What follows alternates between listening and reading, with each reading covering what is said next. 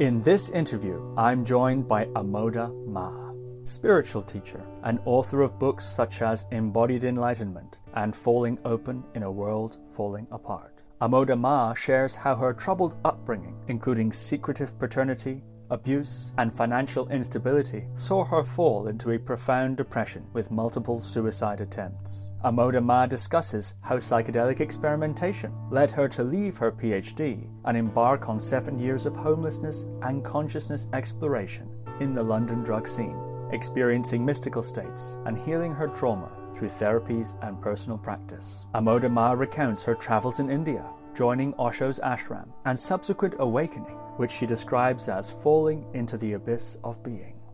Amoda Maa also reveals why she thinks the egoic state of humanity has come to a peak, and why each person must hold the line of presence and openness in an increasingly divided world. So, without further ado, Amoda Maa. Amoda Maa, welcome to the podcast. Thank you, Steve. Well, I'm very delighted to be speaking with you today, and thanks to Kavi, your husband, who proposed you. And I've been diving into your books and your various, so many videos you have out there, really fantastic stuff. So I'm so excited to get to discuss with you the specifics of your life and teaching. I wonder if we might start with your early life. To quote you, you've said of your early life, "My early life is a story of hardship, a lot of trauma, a lot of drama, a lot of unexpected events right from birth. A lot of shocks as a child, a lot of unknowingness as to my ancestry, my parents' roots, my culture, my ground on an earthly level. Where's home? Who am I? What am I?" So I'm wondering if you could talk to us a little about your early life. Wow. So I have to dig into my memory banks for this one because it has so faded. That is the truth. It has so faded.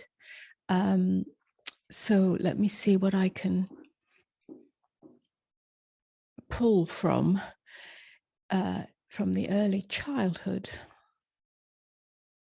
Yes, it's true. It was full of unexpected events, full of unexpected information or lack of information. Right from birth, I didn't know who my father was. I understood many years later that he had left around the time of my birth. There was a lot of secrecy. I think that's more to the point. There was a lot of secrecy about who my father was. I wasn't told that he'd left until I was 13 years old. So my reality kept shifting. And there was a lot of, like I say, hidden information that would have been normally the ground. So I was brought up in a kind of shroud. That's how it felt. And so I seem to remember that from an early age, I turned my attention to something other than the earthly form of a father. I remember once saying to my mother, I think I was about 7 years old, "I don't have a father, God is my father." And she slapped me because I did have a father, a stepfather. Well, actually, he was my adopted father. He adopted me. And yet I still had the sense that I didn't have a father. So there were lots of mysteries in my life, which caused me to look outward and inward. I'm sorry about that. Can we cut that ping out? That's my... It didn't come through, actually. Oh, then cut my words out. I'm just shutting down my messenger. Okay.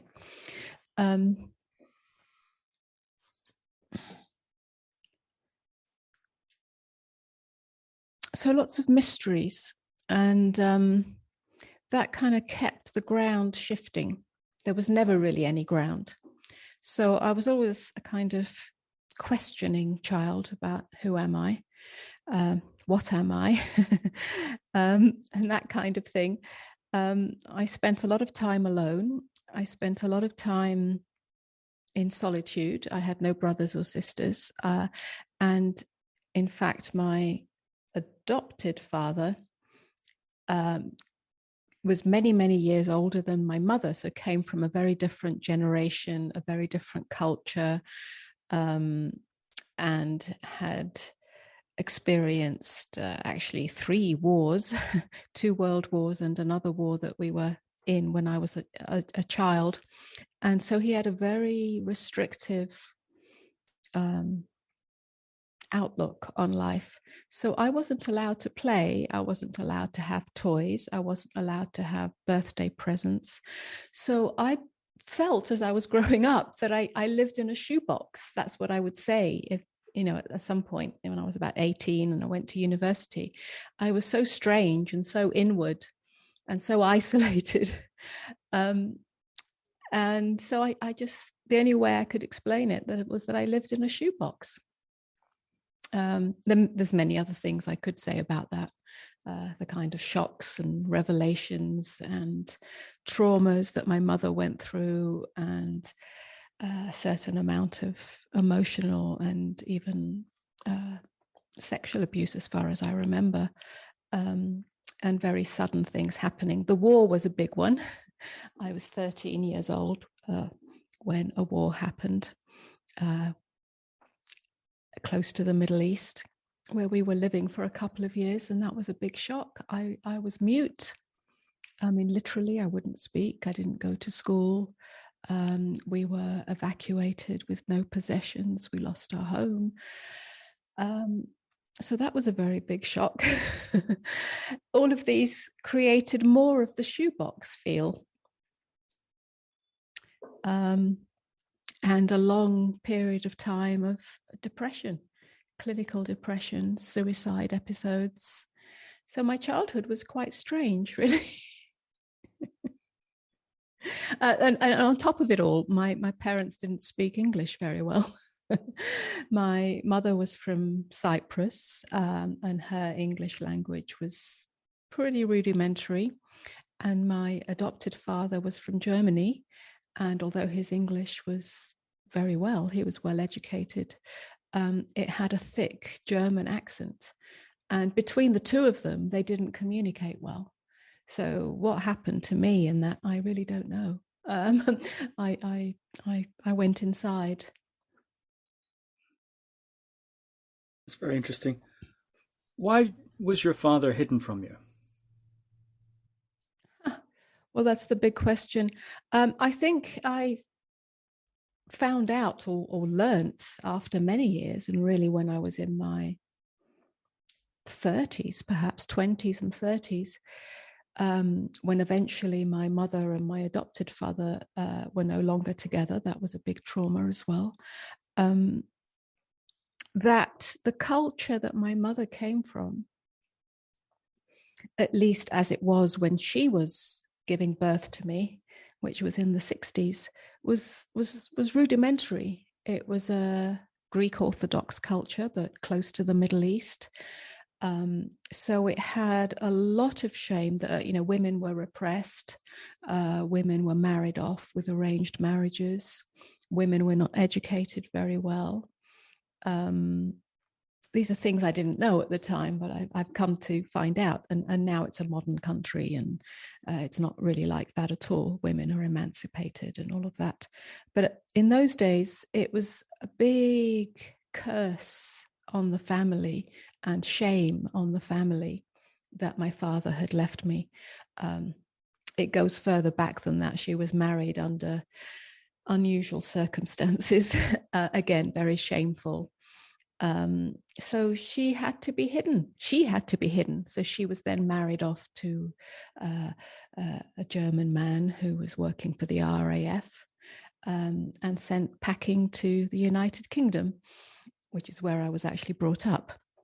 I knew nothing about my Greek roots. And so nobody told me. It was a big secret.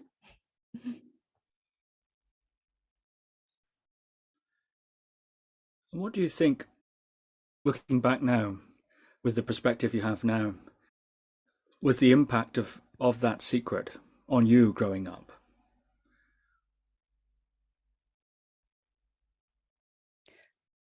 I had to keep myself hidden. I always felt there was something wrong with me. I felt, again, I have to dig quite deeply for this. I don't feel this anymore, but I think I made myself invisible. I mean, partly because of that, but partly because my father was so restrictive and had many rules about my behavior, most of them to restrict my natural expression. So, yeah, I felt that there was something lurking in the background, and somehow it was my fault, which it was, because my mother got pregnant with me. And my father left her because she got pregnant.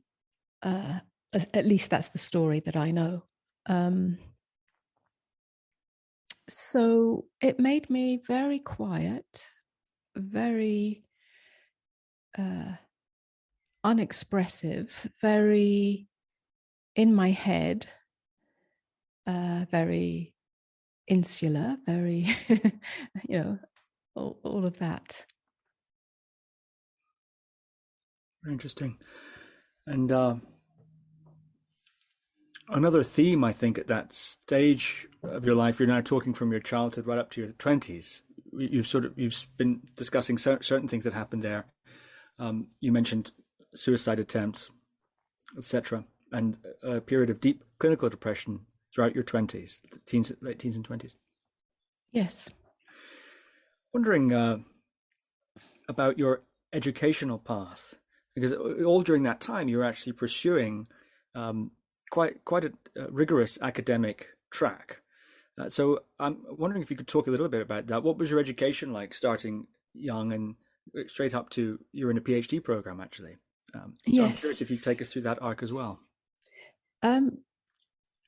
Well, I was lucky, and I'm always thankful for the fact that I was adopted, because my mother didn't have much of an education.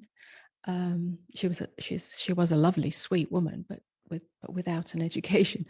And I think, had I stayed in the environment that she was brought up in, and with my biological father, who was also, again, as far as I know, not very educated, I would not be the person that I am now. I probably would have been married off and, straight away, and all of that, none of which ever appealed to me. So I was lucky in that my German father, in bringing my mother and me as a small infant, I was only a few months old, over to England, and he was determined that I had a good education, did put me into good education. And so I was very good at that. I loved it because I was so alone and without friends and without siblings, and a lot, gave myself to books and reading, and I had a natural affinity for all of that. So I very quickly got good grades. Now, of course, all that came to a great big crashing brick wall when in the war. I actually went to a very good school in Cyprus, where we lived, that was an English-speaking school, and the education level was really high, and I got to the top of the class, which was great, and all of that, and my father approved of me, so he loved me, and that was all very nice for a couple of years. And then the war happened, and that brought a great big end to it, and we got evacuated to the inner city of London, which is where we'd lived anyway. But schooling came to an end. I couldn't get back into school. I was, like I said, mute, traumatized. My father was traumatized. My mother was traumatized. We were homeless for a while. So we had to take care of very basic needs. And so I didn't go to school for about a year. And then when I did go to school, I was so far behind. And the school that I went to eventually was of such a low standard, as some schools in England can be, as well as the other ones. And I just got sort of lost there. Eventually, I sort of pulled up my socks, so to speak, and managed to get myself into another school, getting good grades. And that was great until until my parents had a terrible, it wasn't even a divorce. They got violent with each other. My father became alcoholic because he'd lost his job. And I was pretty much abused by him as well, which was a shock because he seemed to turn against me. And by the time I was, I think, 16, 17, studying for my A-levels, I think, and Oxbridge, in fact, that came to a crashing halt. And once again, I couldn't finish my studies and ended up, when I did pick up again, which was some time later, by then I'd gone into suicide mode. My mother didn't know about it. I kept it hidden. But I couldn't get back onto my A-levels, and I couldn't get back into university. I mean, I was applying for Oxbridge, and that was a huge loss for me at the time, because my whole identity was wrapped up with that, getting good grades and going to a really good university and getting the approval of my father. Mind you, he wasn't around by then, but I still had that lurking. And so when I finally managed again to pull my socks up and get to university, it was at the lowest level, if you like. I managed to get in by the skin of my teeth. I didn't go to the university I want to, and I got sort of channeled into a topic or a degree course that I wasn't interested in. Experimental psychology. I was interested in psychology, not experimental psychology. So it just got me back, more into my head, because it's all experiments and statistics. And so depression really set in, and I didn't know how to break out of it. And my mother had, she was hands off by then. My father had, she kept me away from him, so I didn't see him anyway. I was scared of him by then. And so this black period, how I managed to get through it, I don't know. I just studied. I mean, I have an excellent memory, so I can memorize things. Is that intelligence? I don't know. I don't, looking back on it, not really. It's memory. I can memorize. I mean, yes. And I did eventually get onto a PhD program. Again, I was slightly diverted off my true path, or what it felt like. And the only reason I did that PhD was that I had a glimpse of freedom that came during my psychology years, because I had a boyfriend who was a long distance runner. In fact, he was a triathlete. And I was not. I was completely, like I say, in my head, cut off from my body. And there was no way I was going to do any exercise. But somehow I managed to do some running. And he took me on these incredibly long runs, way beyond my fitness level. Somehow I managed to get into it, and I got a high. I transcended myself. I mean, I literally had a moment, or a much longer moment, of no self, but I had no context for it. I had no idea what was going on, except that it was very much a transcendent experience, and I knew that. And that led me on to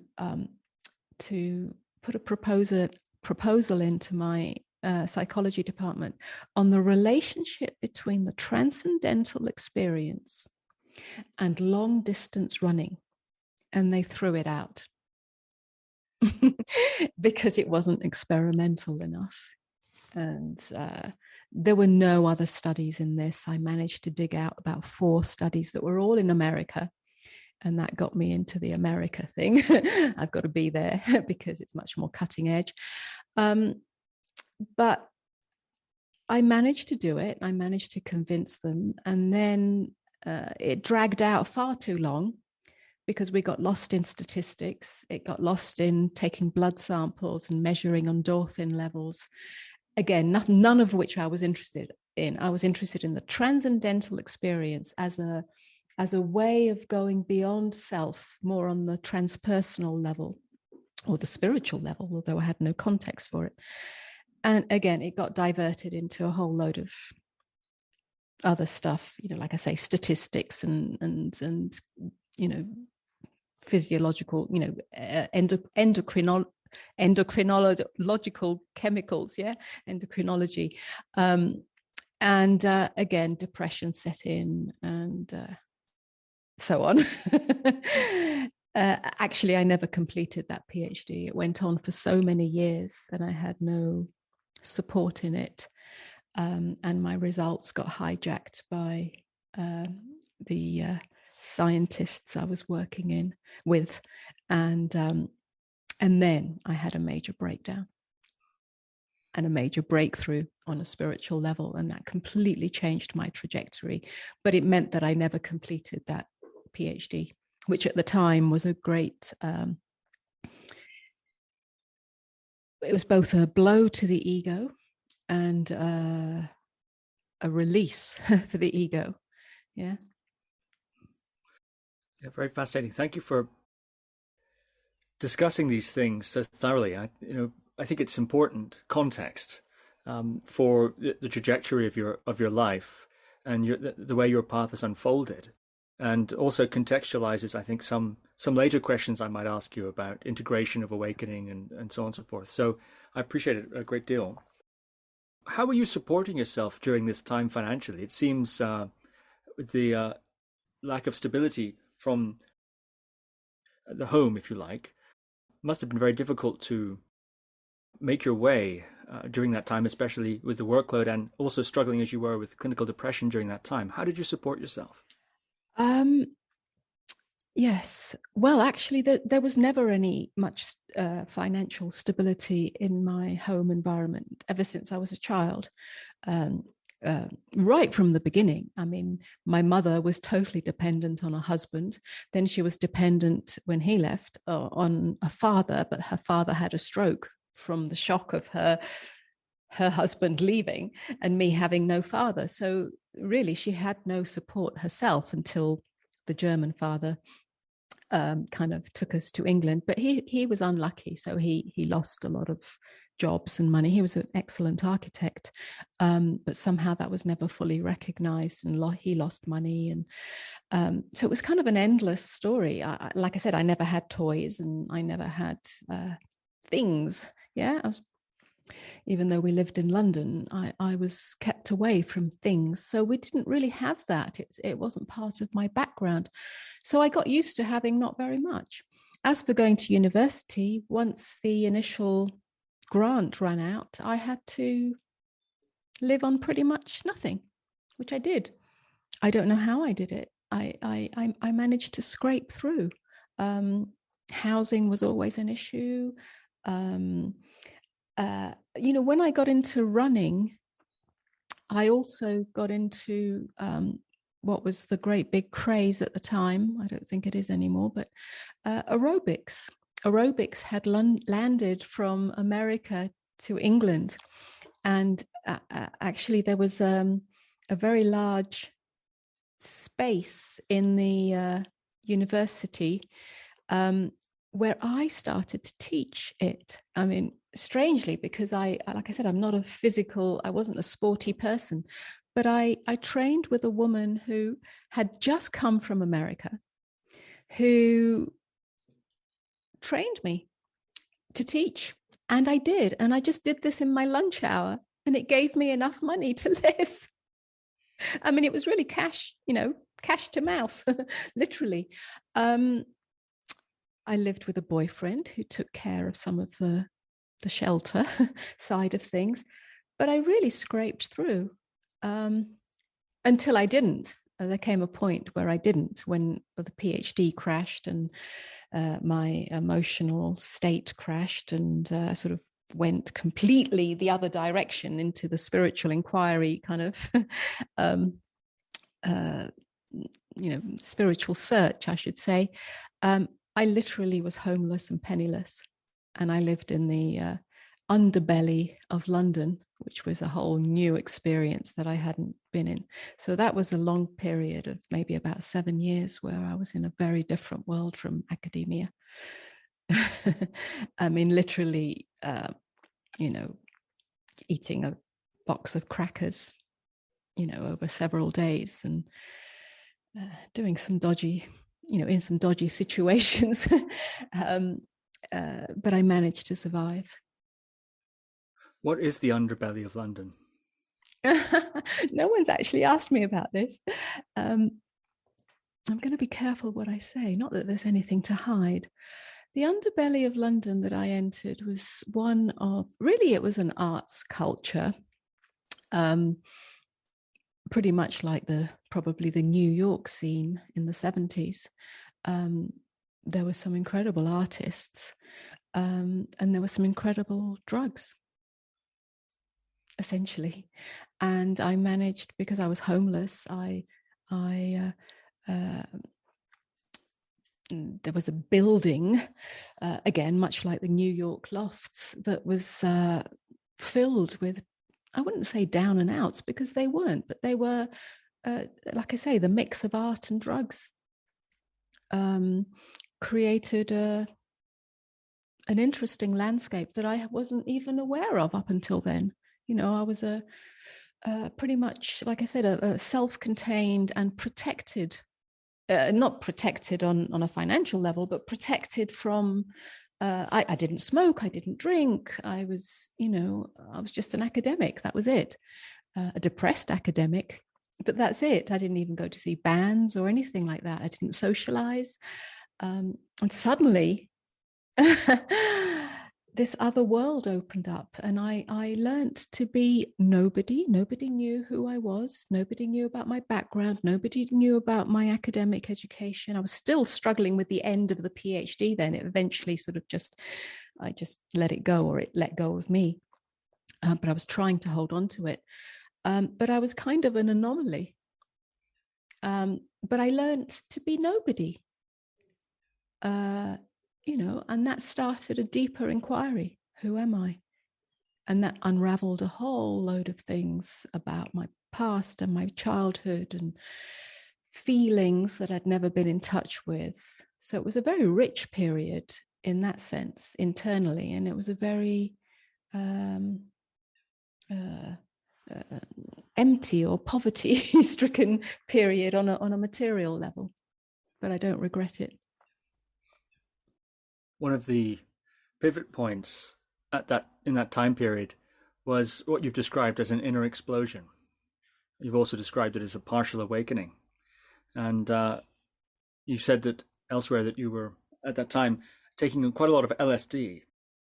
And in fact, working with the Tibetan Book of the Dead, working through that, using the LSD and combining that. I'm wondering actually if it was the Timothy Leary, Ram Dass, or Richard Alpert handbook that you were using, or was it? Yes, it was actually. Yes. Yeah. Yes. It was like a sort of conglomeration of factors. It was like rivers, from being very straight, very hidden, very self-contained, very self-conscious, totally in my head. And the only world I knew was my academic work. I mean, I literally went to my little cubicle every day and studied and wrote and researched, and went home and wrote and researched. And yes, I had a boyfriend, and we went running. That was about it.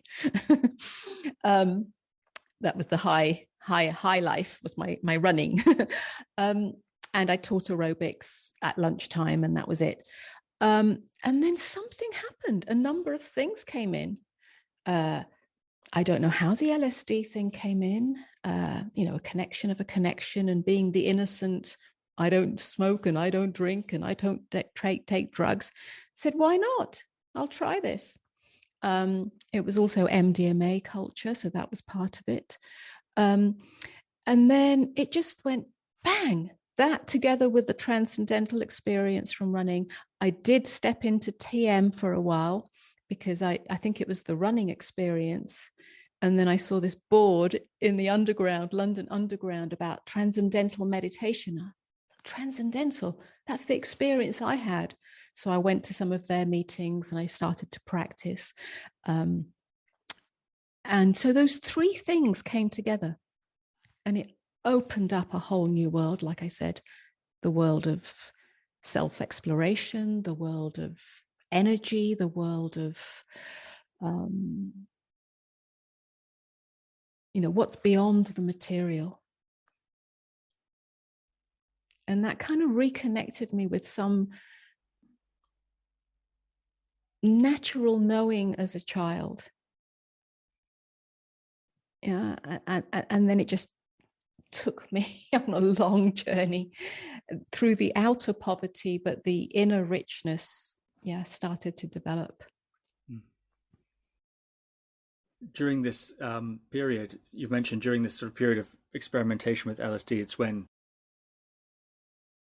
this pivot point you've described from academia into this other culture occurred, and you've said that one of the reasons for that was it became clear to you, was revealed to you in the LSD journeying, that the main motivation for your PhD was sort of approval seeking, fundamentally, and that while that's not a problem per se, you said, it somehow took all the motivation out of it for you, took the wind out of the sails for you when you'd seen that driver, that motivation. Yes.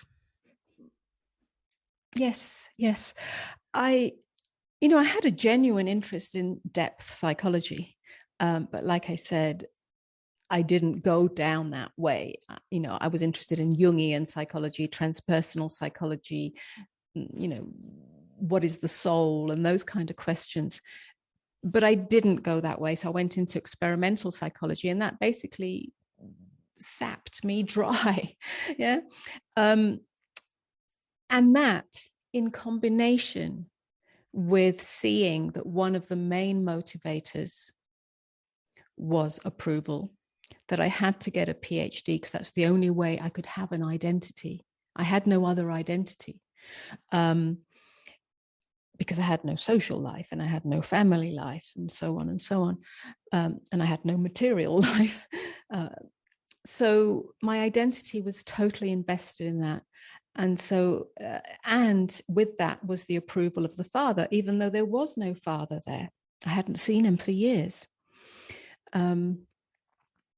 So it was just revealed, very much like Ram Dass, who in his LSD experience saw the ego, the ego's mechanism or the ego's identity in the academic role. And I just saw that too. And it just literally pulled the wind out of my sails. That together with the incredible challenges I was having completing the PhD in the way that its statistical form wanted me to, which was kind of in complete contrast and conflict with my natural inclination, just brought it all to a great big halt. And I spent many years processing that because I was so close. I was like 3 months away. We even had the final examination set up, and I'd published loads of papers and, in medical journals and so on. So I was really close, and it's a huge blow. But it was also a huge liberation, one that took time to digest, but a great, the need for approval fell away. The need for recognition, which is why I could then sort of go into a whole underworld as nobody. I mean, really, I had nothing to pin myself on. I was vacant. Well, I don't know if I was vacant. Maybe I was empty. Empty. I felt empty. No, I hadn't got anywhere near non-duality or spiritual inquiry by then, but it was sort of just a natural non-identity. What kind of age range are we talking here? These 7 years in the underworld? My 30s. And you mentioned, I've heard you mention that in your experimenting with LSD in the Tibetan Book of the Dead, as it's presented in that guide, Timothy Leary and Richard Alpert guide, that you were actually able to go through that process. So the premise, of course, is that you can go through these bardos in a way using the LSD journey. I think that's something of the premise of the handbook, the psychedelic handbook. Maybe you can be, I mean, having done it, you can be, I suppose, correct me on that. But you've said that you're able to actually glimpse the clear light at the end of that process. So could you talk a little about that, and also, yeah, this, yeah, would you mind saying something about that process, and then I'm very curious about what happened next, which I'll ask you about. Okay. Well, let's see. It wasn't actually really a process. What happened in this period of time was that I naturally was very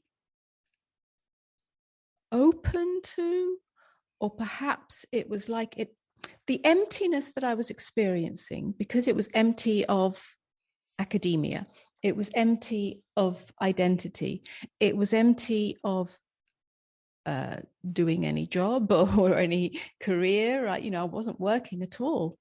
It was empty of most of the conventional interactions of society, other than going to the shops and getting some food. I spent a lot of time alone. Somehow it opened, and reading, it opened me up to a wealth of what seemed like innate knowing. I mean, some of it was informed by reading, because that pointed me and guided me in certain directions, like the Book of the Dead and many other books. Some of it just sort of totally resonated with my own experience, but there was an innate knowing. So in terms of recognizing the clear light, it's more that I would have those experiences spontaneously and then read about them and go, aha, that's what it is.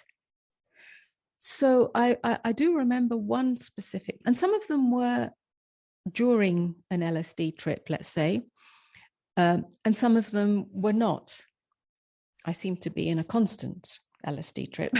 I was very wide open and seeing way beyond the ordinary reality. But there was, I remember a moment, or maybe many moments and journeys and experiences.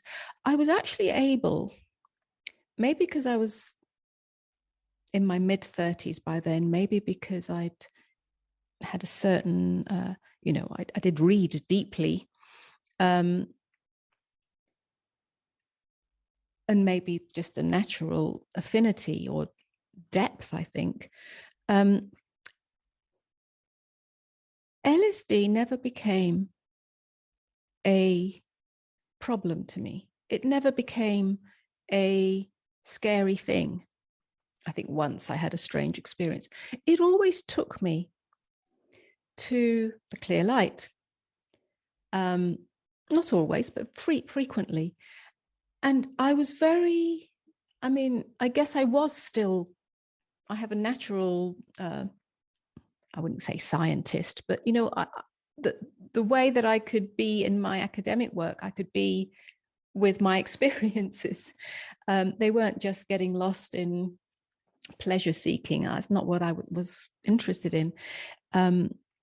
I could see the mechanism of how LSD, for instance, and meditation really face you with what's happening in your own mind. So by being very still in the mind, and there was a natural stillness in my mind, as there was when I was a child, because I would fall into stillness quite easily, I was able to be in that stillness, and that opened the door, if you like, to the clear light, which was going beyond self. And I could see around me other people who were, playing around with LSD, would have all these incredible and not so incredible, horrifying images and emotions. And, it was really scary. And I could see how that was a play of the mind. And I could see how that was the Bardo realms. Yeah. That's really what happened. And so when I did then sort of take my journey towards the meditation path, and really the LSD fell away by then, and everything else fell away, and sort of had served its purpose, I was able in meditation to also navigate that, to navigate the inner psyche, if you like, and to be empty of content, or to see the emptiness that is primary. Yeah. And that started me off on a much deeper path.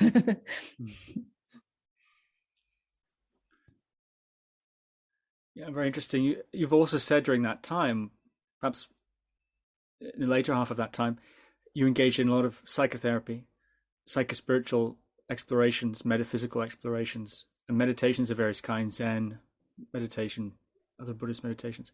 I'm wondering if you wouldn't mind giving a bit of a summary of some of the things that you explored in that. And it sounds like you were immersed, actually, really, in many things. But what were the sorts of things you were getting up to in that side of stuff? Yeah. So it was almost like there was two roads going together. There was the kind of meditation and, sparked off by the LSD, but then more deeply into meditation. And then there was a lot of, I had to work on my personal stuff. Yeah. It had started emerging, everything that had been pushed down and denied started to come up, mostly through relationship. I was in a very dramatic relationship sometime during that process, and that brought up a lot of things to do with my mother, my father, and my feelings, my emotions, and so on. So I did a lot of therapy, a lot of psychosynthesis, but the main thing was that I did a lot of body work. So the thing that really opened things up was rebirthing. I was literally in a bookstore, the old thing of a book falls off a bookshelf and lands in your hands. I mean, it really was like that. I just sort of looked up and this book was half hanging off, and I picked it up, and when I read it, it was like, wow. And it was a book about rebirthing by Sandra Ray, and she happened to be in London. So that started me off, and I went and I had the most incredible experience on the first rebirth. I had a cord seemingly around my neck and I couldn't breathe, and that got me in touch with my birth and birth trauma. And then that opened up the whole story of what happened at birth, and my mother's story, and my relationship to my mother, and my relationship to my father or no father. So that really started all that off. And so there was a lot of rebirthing, a lot of breathing that got me into my body. I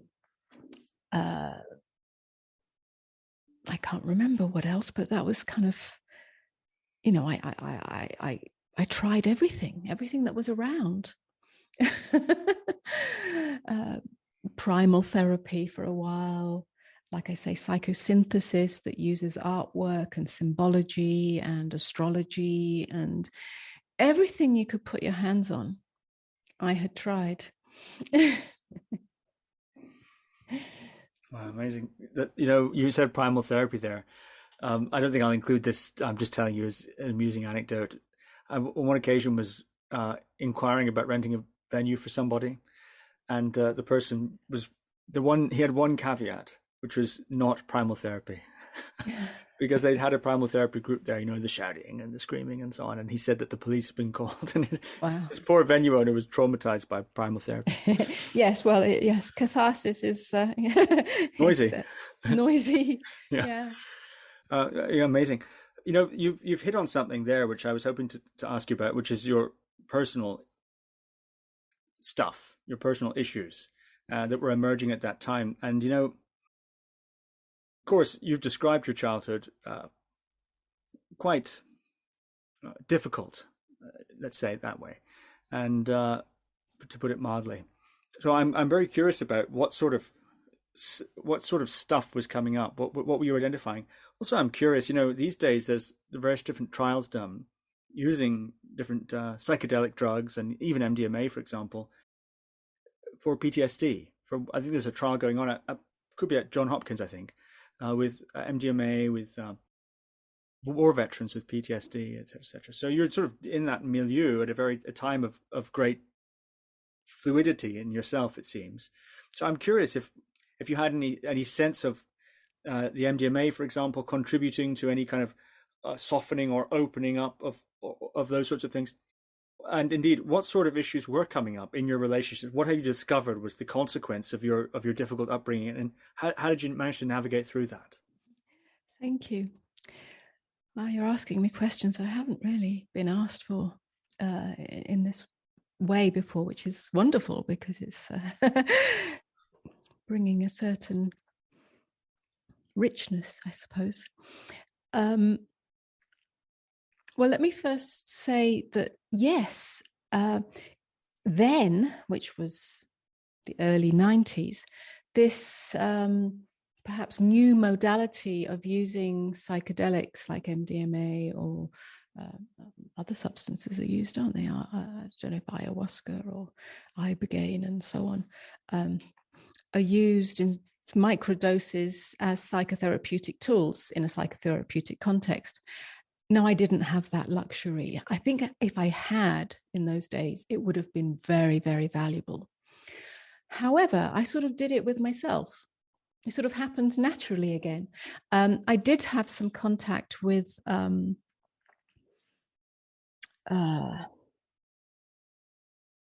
somebody who was pivotal in London to do the very early, doing the very early research on MDMA as a psychotherapeutic tool. Now he's not around anymore. He died quite a few years ago, but he was pivotal and was doing going to Switzerland and America and various places. So it was around, but sort of in the latter stages of my own sort of experimentation with it. So I was aware of setting, if you like, that it's not just a party drug, although I've done a lot of that as well. So what did it do for me in this rather sort of haphazard way? It wasn't formalized. Again, I found, perhaps just because of the time of my life and my own background and my own sort of inclination, I found that it allowed me to really just experience myself as myself without any self-consciousness, without any fear. And I realized, I think very, very viscerally, how much fear I was carrying and how much that fear, which was really just a build-up of all the traumas and shocks I'd experienced, how much that fear had locked me in and created the depression and the suicide and so on. And without the fear, actually, I felt love. Not love with an object, but just a state of love. And that prior to that, I had never experienced love. Even in relationship, I didn't experience love.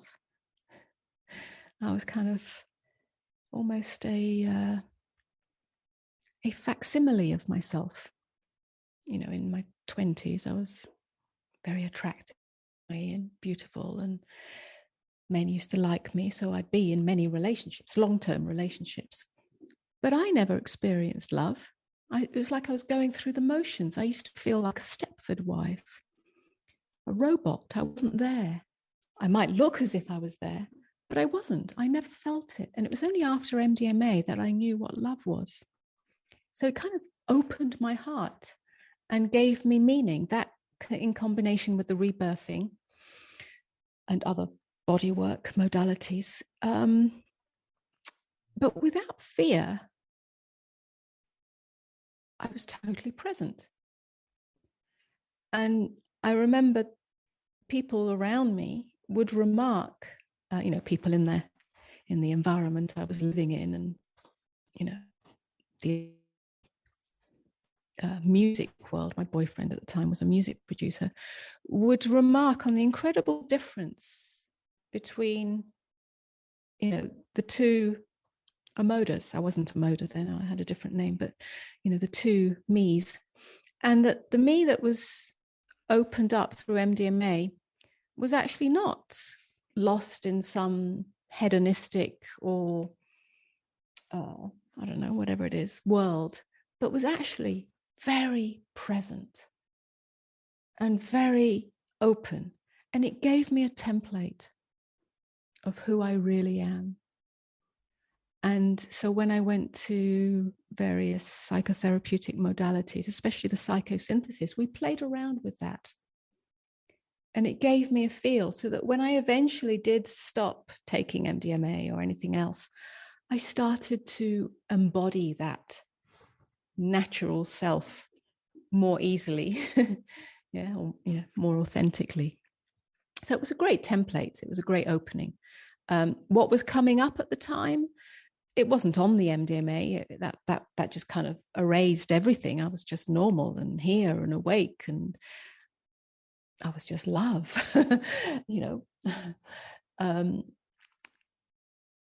There was a kind of inner authority of love and intelligence that was natural. But what came up outside of the MDMA was through my relationship, which was incredible pain, incredible disempowerment.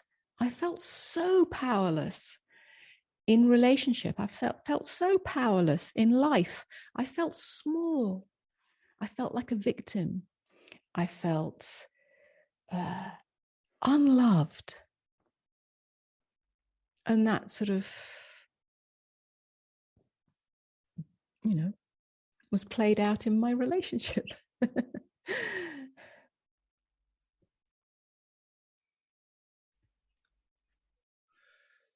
Very interesting indeed. Thank you. At that time, you've also reported having out-of-body experiences and mystical visions. I'm wondering if you could talk a little bit about that aspect of that period. Well, this was very unexpected, and it wasn't.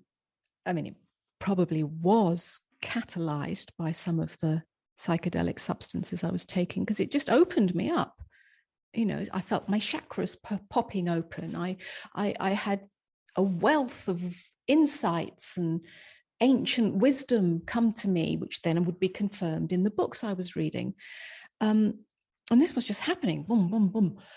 And there was a kind of period of time, maybe it was just about a year or 2 years, where I would literally have out-of-body experiences.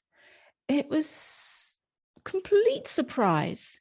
There was a time where I was hovering above myself, looking down.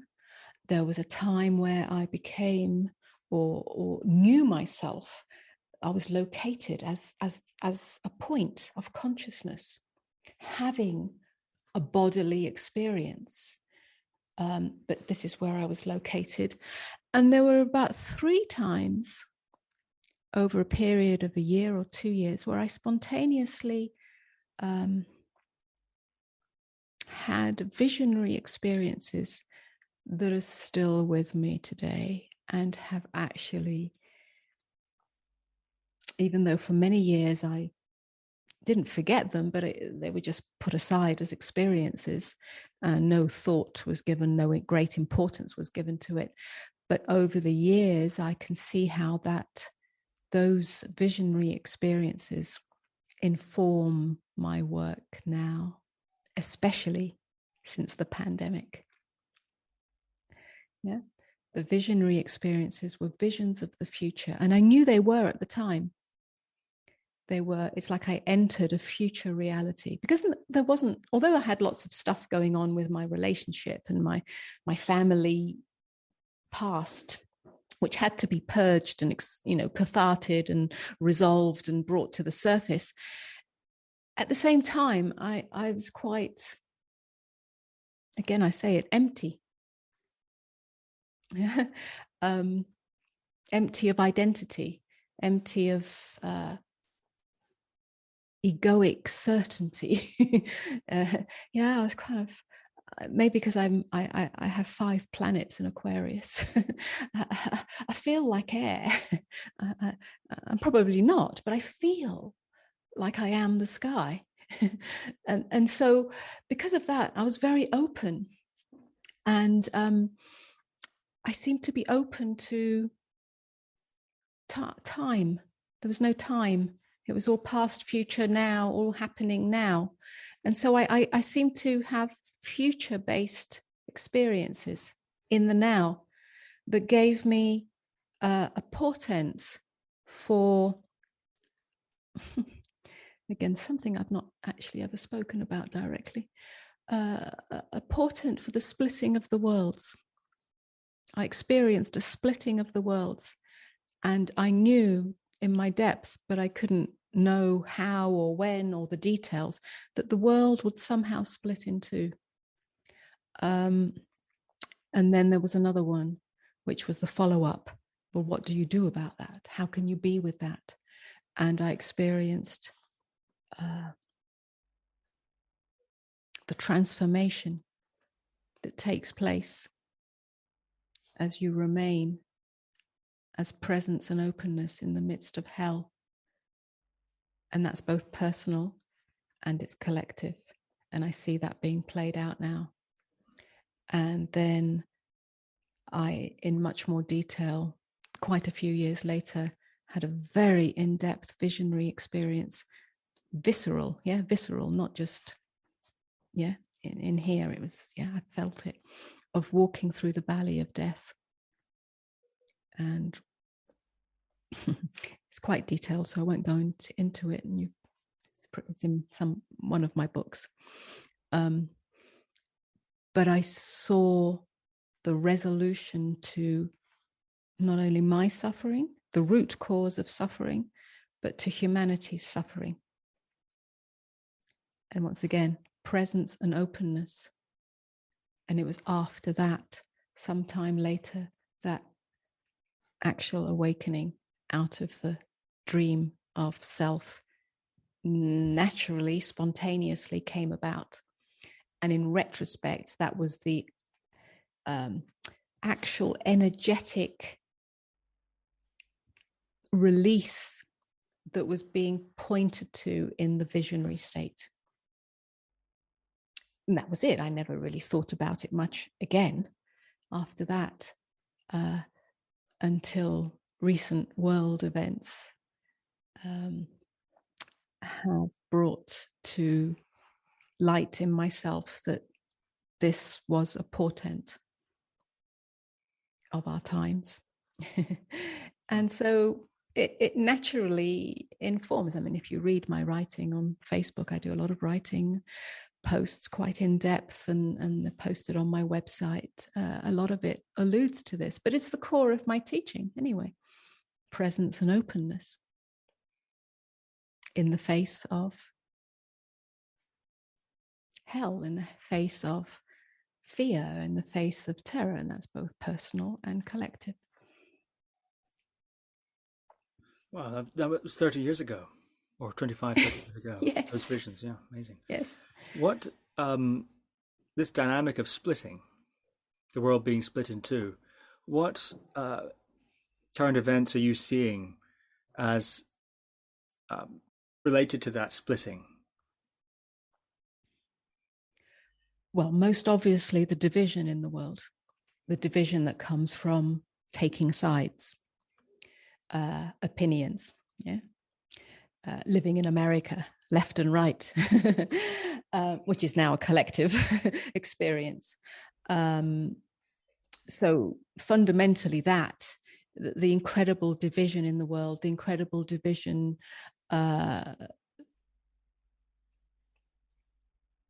of those who are, up until now anyway, for vaccine, against vaccine, and so on and so on. We can go on and on and on. Yeah. And I see that as a splitting, but also more than that, those who are giving themselves to fear and those who are not. Now, that's not about taking sides or believing in this or that, but the vibration of fear and the vibration of not fear, which is holding the line as presence and openness. Yeah. You could say it's awakening and not awakening, but I don't want to spiritualize it in that way. Yeah.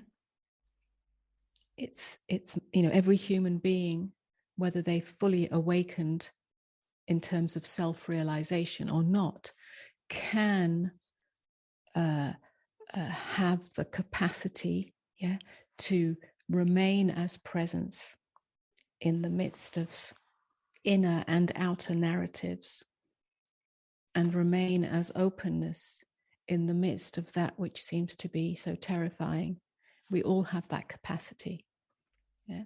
It may lead to awakening, or it may be a sort of gradual awakening, if you like, but we don't have to be on a strict spiritual path to that. And that's what the world, I think, has come to now, that opportunity to be this, to remain as beingness, and not get pulled into the division, which is a reflection of the division of the egoic self, the divided mind.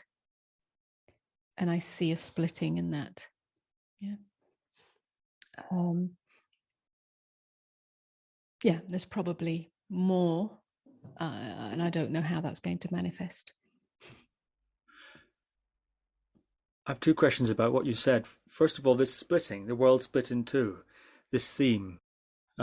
You've given several, I suppose, expressions of that dynamic in current events that you see, different polarizations, I suppose you could say, or different sides that people are taking.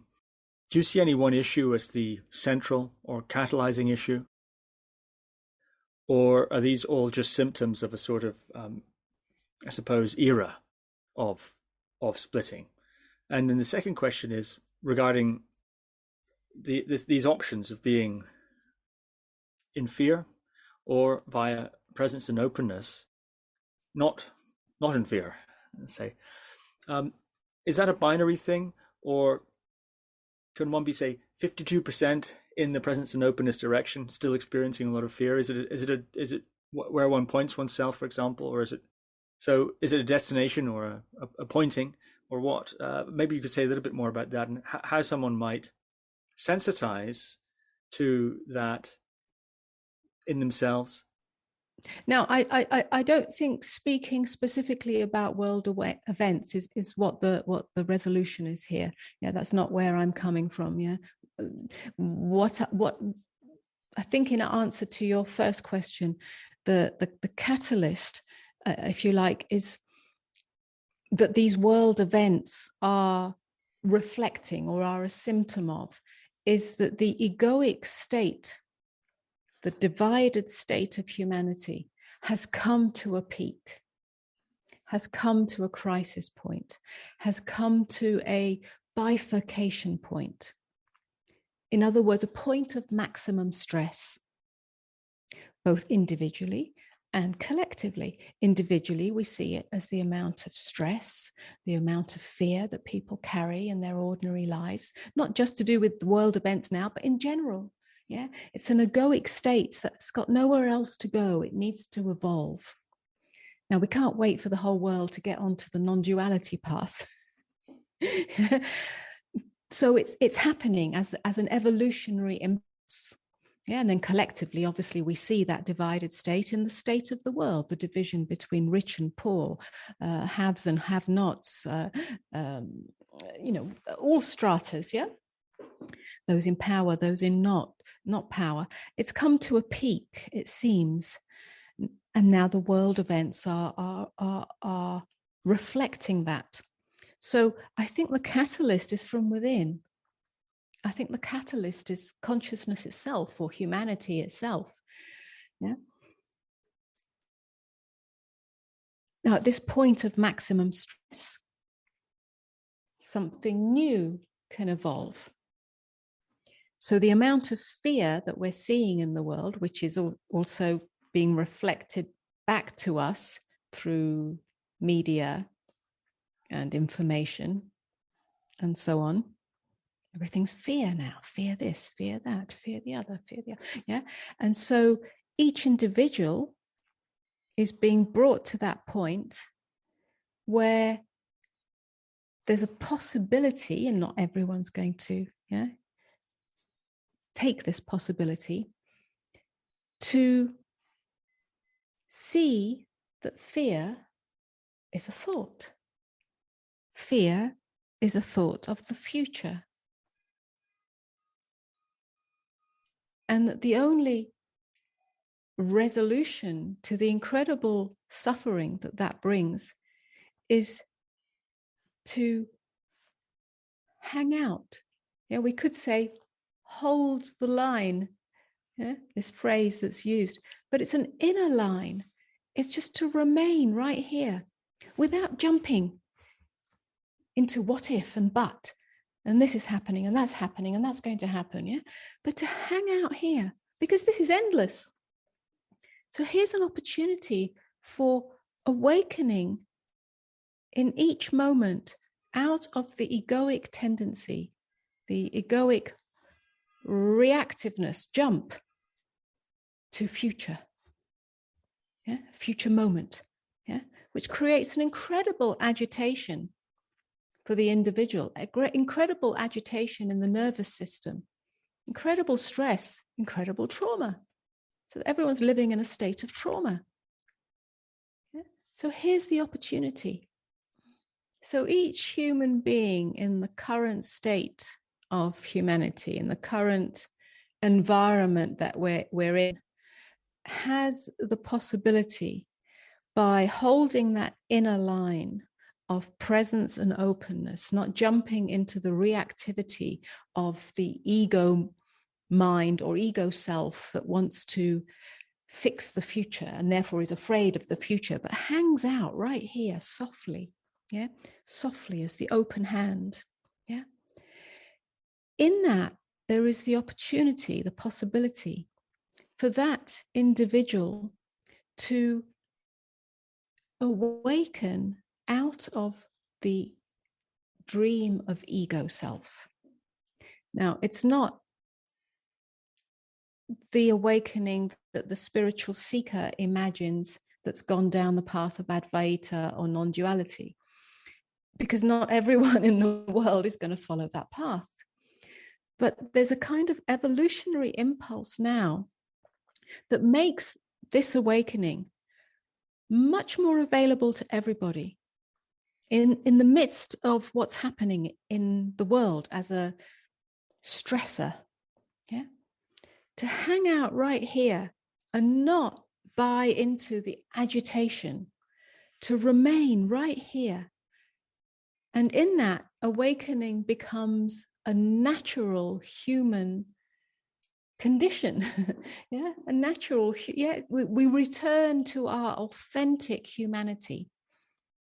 It's almost like spirituality and humanity come together. And I sense that is the evolutionary impulse that is happening now. And I I kind of know it is, if you like, because I work with so many people. And whilst I'm a non-dual teacher and a spiritual teacher and all that, I'm actually speaking to people about their everyday lives and not holding up some carrot of awakening down the spiritual path when you've had the major aha experience. In fact, I'm debunking all of that because it's here right now in every moment. Every moment is an opportunity. Yeah. And all there is a reflection and a recognition of that. Now, you said, is it binary? Do you mean by that, is it black and white? Is it all or nothing? Saved or damned? I think it's a weaving in and out for a while until it becomes total. Oh, amazing. Thank you. I'm wondering if we can go back into the biography. This period of time led you to India and to Osho, which I presume is where you received the name Amoda Maa. Yes. Yeah. So I'm wondering if you could talk about your time in India. It was also quite transformational from what I understand. And also about Osho. Yeah. Again, something I don't often talk about. I'm not really asked about this, and it's not, it's not primary in either, in my work. Although, having said that, India was, I went to India many, many, many times over again, probably a period of about 7 years. I think I counted, it was about 20 times or 25 times. I can't remember. So I did spend a lot of time there. I was just drawn there again, synchronicity. You meet one person, it takes you there, it takes you there. India itself was a great big teaching. India invites a deep surrender. Never having been there, never having been to Asia. Again, it was the early 90s. I think it's changed quite a bit since then. It's much more development and tourists. And I'm sure from the 90s, from the 60s to the 90s, it's changed a lot. But it was still, I managed to find the wild places. And I learned to meet my fear. That was the first inkling. Incredible fear because I traveled alone, and incredible fear because I went to remote places, and so on and so on. So it was the beginning of my own journey of surrender to life. Just allowing life to carry me, guide me, whatever the conditions and circumstances. And very quickly that led me to Osho's ashram. Now, he wasn't in his body, but he'd only just left his body, I think 3 or 4 years prior to that. So it was still very vibrant. Now, it has completely changed since then. It's become an institution. But it was still very free and open at the time and filled with his vibration. Now, I wasn't looking for a guru and I wasn't looking for anything, but something drew me. And I think the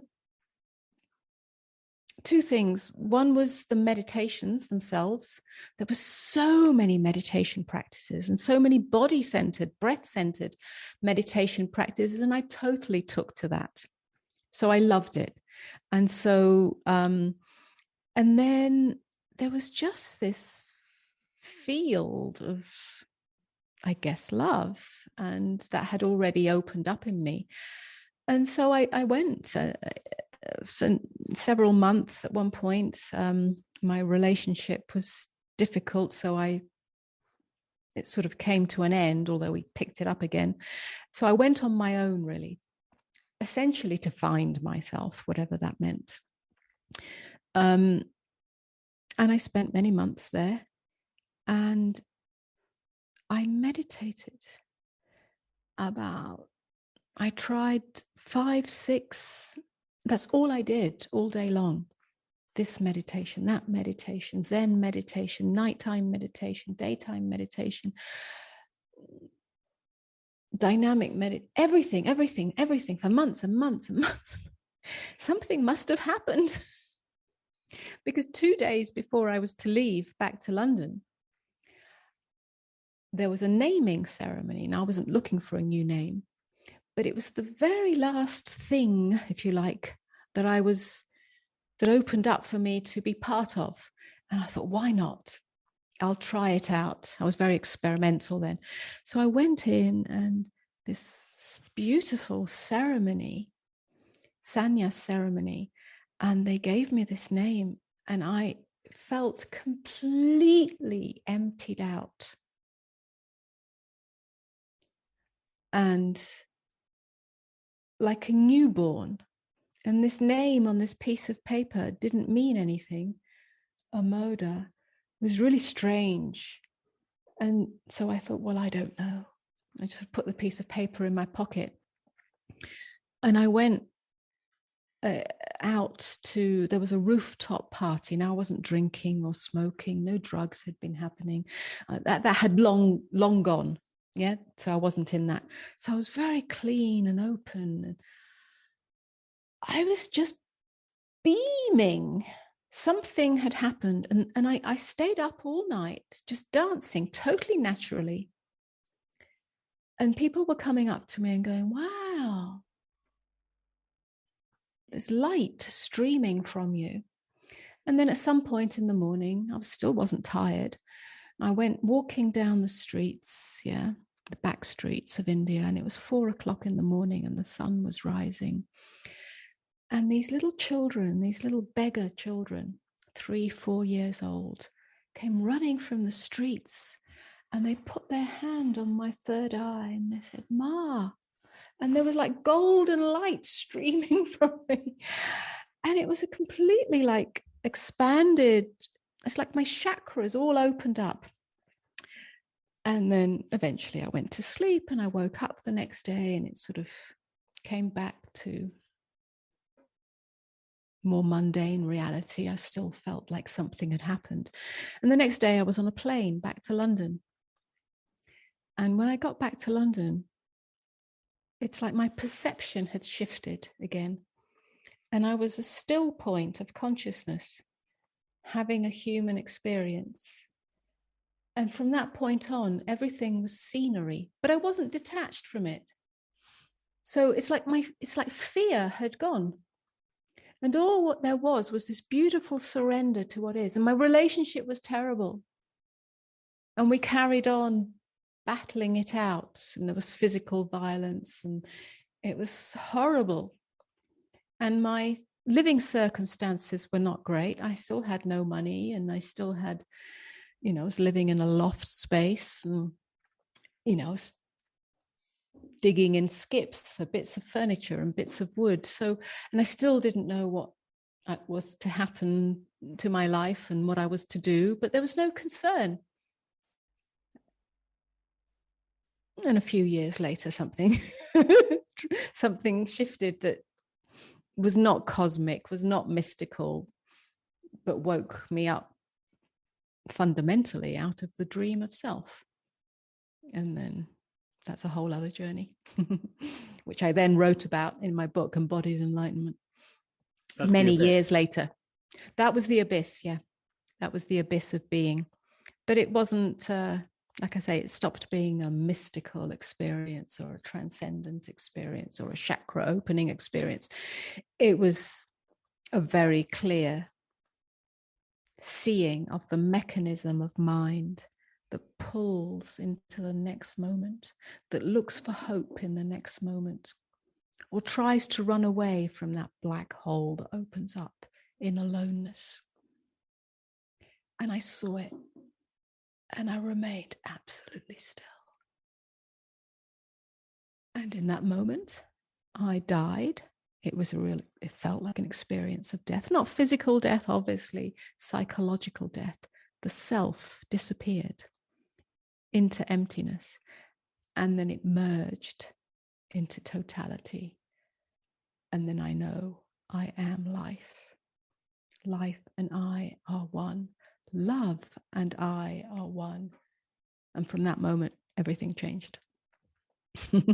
No more victim, no more structure of the self. Yeah, the subtle identity of self had gone. Yeah. And then there was no more practices, no more methods, no more therapy, no more meditation. Everything came to an end. Just incredible freshness of direct experience, not knowing. I didn't go, oh, ha, ha, ha, I'm enlightened now. No. I just met life. But I noticed over a period of time that everything was fundamentally different. It's like the me that was a problem, because I was still a problem to myself. The me, the feelings, the experience, the sensations, that had been a problem were no longer a problem. So it's like the self with its concern for itself completely evaporated. And so it remained. Fascinating. Yeah.